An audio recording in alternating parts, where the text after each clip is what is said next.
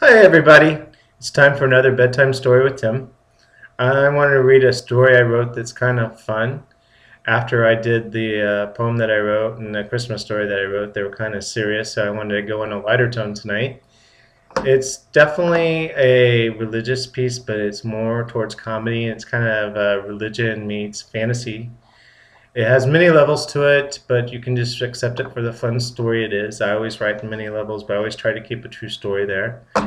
And I hope I can do it justice because I have to try to read as a little kid, and I'm not for sure how I'll do it that. But here goes. The title of the story is Bible School Ambitions. I wore olive green slacks and socks, burgundy shoes and a belt, and a white shirt. For an 11-year-old, I looked pretty sharp.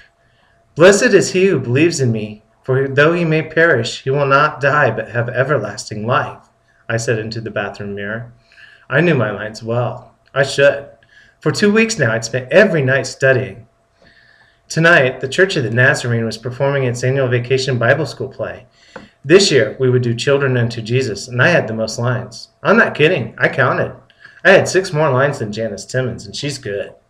I bet she was so jealous. I brushed my teeth, bending over to the sink as to not get any toothpaste on my clothes. I then combed my hair. It's short and black, but one clump of hair always stood straight up on the left side. Mom said it was a cowlick. I think that's kind of gross. A cow licking hair? It gave me the creeps. Running warm water from the sink, I scooped up a handful and rubbed it onto my head until my hair stayed in place. Ready as I'd ever be, I walked into the living room. Upon seeing me, my mom stood up and yelled to my dad in the bedroom, "Dave, come in here and look at your son." "Hold on," answered my dad. "I'm busy." "You're so handsome," said my mom, picking invisible lint off my shirt.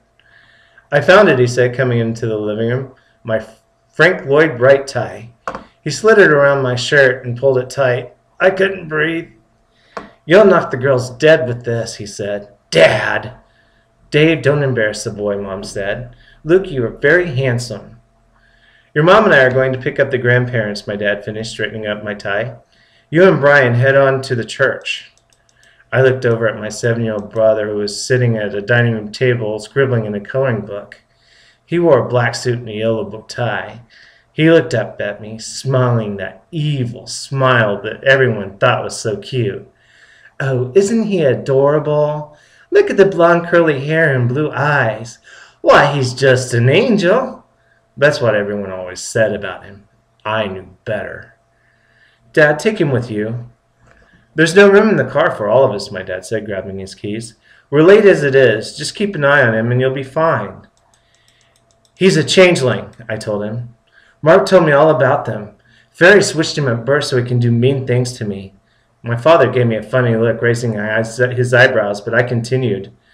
"Just like at Bible school. I didn't want him to go, but Mom said he needed to learn about Jesus too.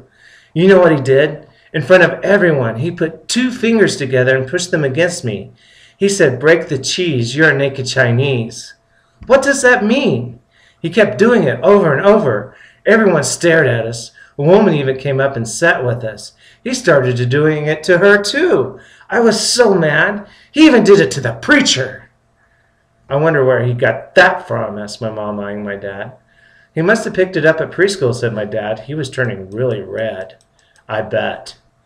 "That's not all. Listen to this," I said. "When classes started, he had Kool-Aid and cookies and then asked to use the bathroom. He went home and didn't tell anybody, not a soul. He never came back. The entire church looked for him. They even sent me home to find him." I looked over at Brian. He just kept scribbling hard with a red crayon, not paying attention. "Luke, I already told your father about it," said my mom. "He thought he had to come home to use the bathroom. He just doesn't know any better. Take him to the church. You'll be fine, and we'll be there in a few minutes." "Mom, just do it," Mom snapped. "I'm in no mood to argue with you," she said in a softer tone. We left for the church. I made him walk in front of me. That way he couldn't do that finger thing. As we were walking through the alley next to the bank, Brian picked up a loose piece of the road, black in the size of a tennis ball. He held it up and turned to me. "If you hit me with that, so help me, I'll knock the crap out of you," I said, stepping away. He leaned back, turned to the side, and sent it flying onto the rooftop above us. I hate to admit it, but I was kind of proud of the little guy. He had a heck of an arm. Something slammed me flat on the top of my head. Do you know what happens when you throw something on a roof and it doesn't make it over the top?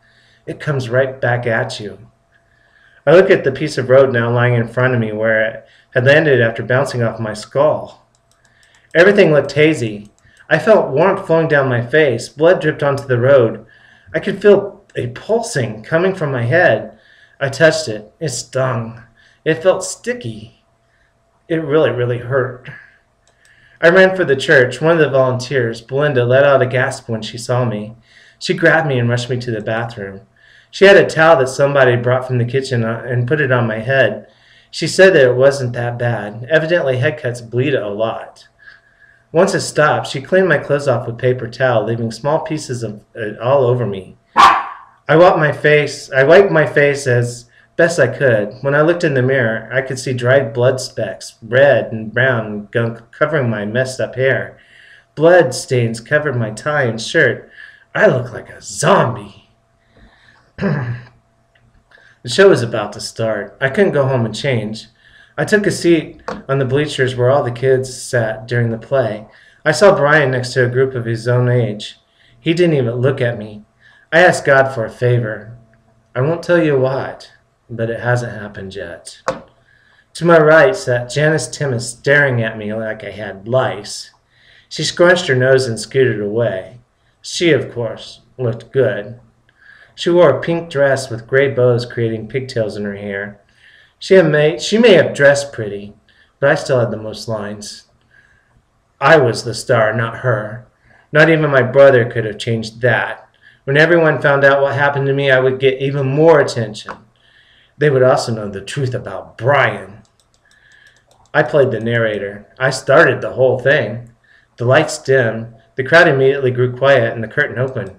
I stepped down from the bleachers and walked onto the stage. I heard my mom say, "What happened?" I looked up. There must have been 500 people there. My belly felt as if worms crawled through it, and my knees got really shaky. I moved up to the microphone, getting my mouth as close as possible, and said in a loud voice, "God, man, God, I don't know what in the hell my next line is." No one made a sound except for my brother giggling. Reverend Carmichael whispered to me from behind the curtains, "I will make you fishers of men." I leaned back and looked over at him. "What?" "Fishers of men," he said in a voice loud enough for everyone to hear. "I will make you fishers of men." Everyone laughed. I turned to see my dad squirming and my mom hunkering down in her seat. I leaned back into the microphone. What he said. The crowd laughed even harder at me, even Grandma Carp. Eventually they stopped. I stood and waited, not sure of what to do next. After a minute, they started laughing again. I hadn't even done anything. "If you follow me," said the Reverend, screamed from off stage. The crowd started in again. I leaned back to see him. He frowned and held the plate wadded in a fist. "Follow me!" he screamed. "Where are we going?" The crowd laughed so loud I couldn't hear. The curtain closed. "I think he may have a concussion," yelled Belinda as she ran up to us from the right side of the stage. "I can do his lines," Janice Timmons said from her place on the bleachers. "I've learned everyone's lines." Oh, if I could have just gotten a hold of a pigtail, a quick jerk. Was that too much to ask? Belinda got my parents. My mom took me to the hospital. My dad stayed behind to watch Brian and walk the grandparents back to the house. As my mom drove, I bawled to her about what Brian had done. I said that he had ruined my big night, my chance to show up Janice. By the time I finished, I breathed heavy and fast. She pulled a small packet of Kleenex from the driver's side drawer and handed it to me. "Blow," she said, "and wipe your face." I blew my nose and wiped my hand over my eyes. "Do you hate me now? I embarrassed you, didn't I?" "Luke, I love you. I could never hate you." She smiled. "Do you see what you did was wrong? It's not Christian to want to show up people, and you shouldn't think evil thoughts about your brother or anyone. Brian loves you too. He didn't throw that rock at you or hit you on purpose. She reached over and ran her hand over my back. It's not about having the most lines or being the star. It's about working together and having fun. In a way, you could look at it like this. God cares about you so much that when he saw you were thinking bad things, he decided to teach you a lesson. He wants you to be humble before him. Every now and then, God has to put us in our place and dish out some tough love. I'd say you got yours tonight. Do you understand? Yes, I said, and burst into tears all over again. Oh, I understood everything. I'm so stupid. Why didn't I figure this out before? Not only was my brother a changeling, but Janice was in on it too. I would get them both back.